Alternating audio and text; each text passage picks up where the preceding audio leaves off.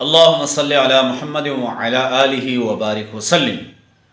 لاکھوں کروڑوں درود و سلام امام الانبیاء شافع محشر محمد مصطفیٰ احمد مجتبیٰ صلی اللہ علیہ وسلم اور ان کی آل طیبین طاہرین پر۔ تو میرے بھائیوں اور میری بہنوں، ایک بات ہمیشہ کہتا ہوں کہ وظائف علماء اور ان لوگوں سے سیکھے جو خود وظائف کا اہتمام کرتے ہیں۔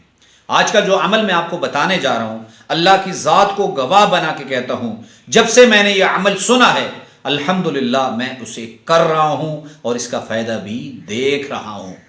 وہ عمل کیا ہے؟ وہ عمل انتہائی آسان ہے۔ جو لوگ چاہتے ہیں کہ اللہ میری غیب سے مدد فرمائے، مجھے بہترین نوکری دے، مجھے بہترین مالدار خاندان سے رشتہ دے، اللہ رب العزت میری قرض میری پریشانیاں دور فرمائے، تو یہ ان کے لیے یہ وظیفہ ہے۔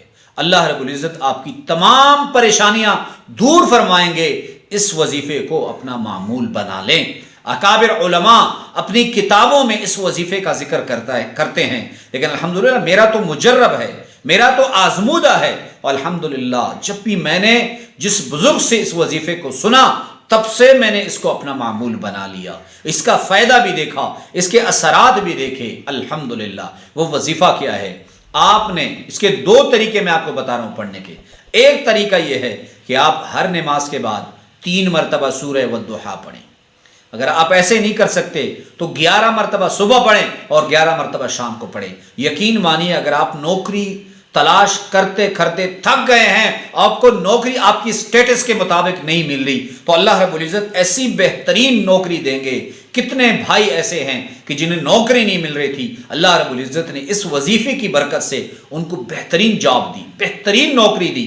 آپ اس عمل کو کریں، توجہ سے کریں، اور سب سے بڑی بات ہے معمولات میں شامل کر لیں۔